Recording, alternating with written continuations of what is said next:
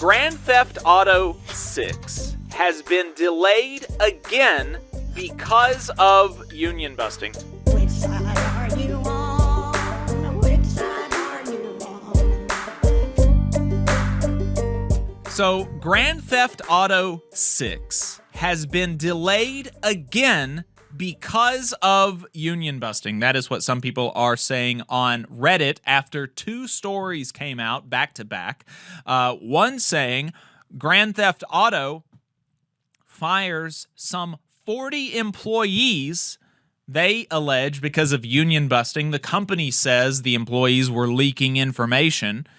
And then literally the next day or the next week, this article was published in Bloomberg. Grand Theft Auto 6 is postponed again to November 2026. The original release date, you will recall if you've been following the story, was fall of 2025. So the original release date for Grand Theft Auto 6 was supposed to be around this time. Then they postponed it to fall of 2025. Fall of 2025, which is the season that we are in right now. So Grand Theft Auto 6 was supposed to have been released at this point. Then they pushed it to May of 2026. And now they're pushing it to November of 2026. So now a full year until Rockstar is saying that they will be able to release GTA 6. And that's if no more delays happen. And so let's take a look at this Bloomberg article on the firings. The article was written by, Jesse Schreier. And so he just talks about how these 40 workers in Britain were fired. The employees, a Rockstar spokesperson said that their employees had been sharing company information on a forum that included non-employees. However, the Independent Workers Union of Great Britain, the first to organize video game workers in the UK, told Bloomberg that the employees had all been involved with union efforts at Rockstar, calling the firings one of the most blatant and ruthless acts of union busting in the history of the games industry. All of the affected employees were part of a private trade union chat on Discord, and the only outside users in the chat were labor organizers, the union said. Alex Marshall, president of the union, said in response to Rockstar's allegations that the game maker was afraid of hardworking staff privately discussing exercising their rights for a fairer workplace and a collective voice. Management are showing they don't care about delays to GTA 6 and that they are prioritizing union busting by targeting the very people who make the game. And that seems pretty bad. And so it was about a few days after that article came out where, and look, this idea that the information was leaked to, and they're specifically mentioning they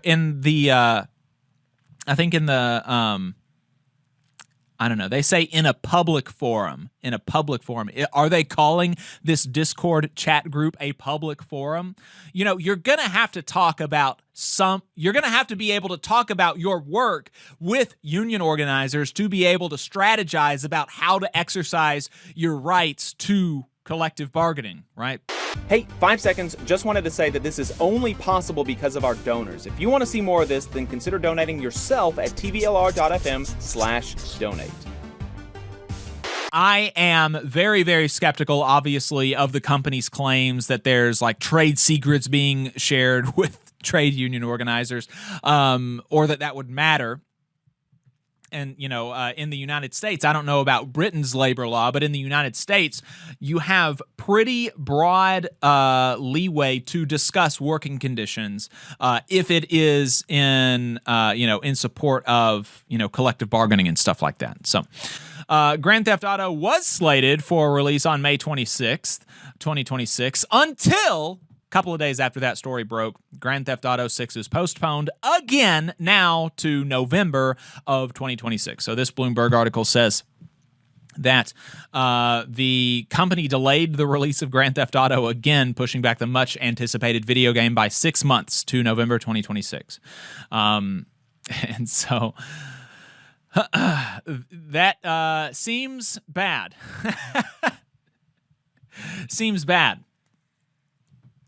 For the second quarter ending on September 30th, Take-Two, the game company, reported bookings of $1.96 billion, beating estimates of $1.7 billion.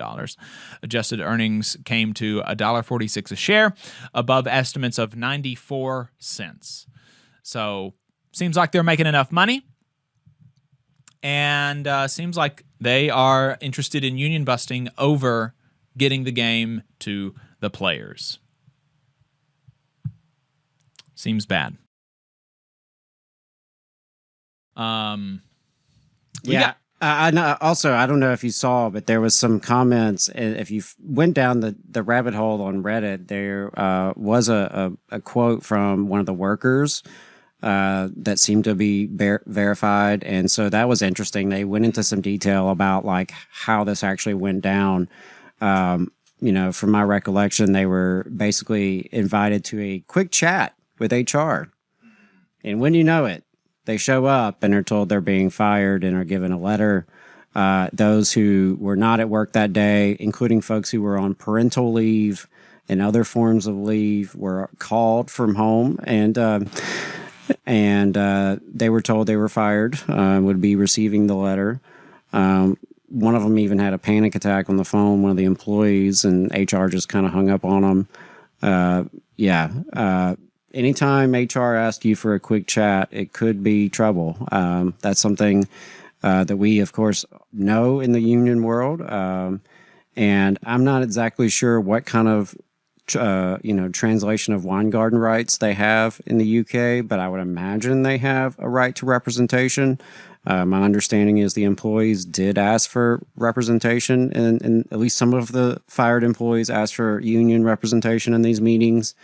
So, by far not an expert on British labor law. But yeah, seems bad. Seems like this is a really scummy company. I'm glad to see more organizing taking root in the video game industry, because the video game industry has been notorious for years for crunch, right? Like crunch time and, these deadlines being imposed upon the developers and the other workers involved in these games, and working just crazy, ridiculous hours, having to, live at the office for stretches of time, and just really, really deplorable working conditions in terms of their voice and ability to speak freely on the job. So solidarity with these workers. And I know over here in the United States and Canada, we've seen organizing by CWA and IATSE, both, which is pretty cool since I'm a member of both. I'm glad to see both of my unions organizing in the video game world. All workers deserve a union. All workers deserve a voice. And that's certainly true for these workers who are making a very, very profitable franchise for this company.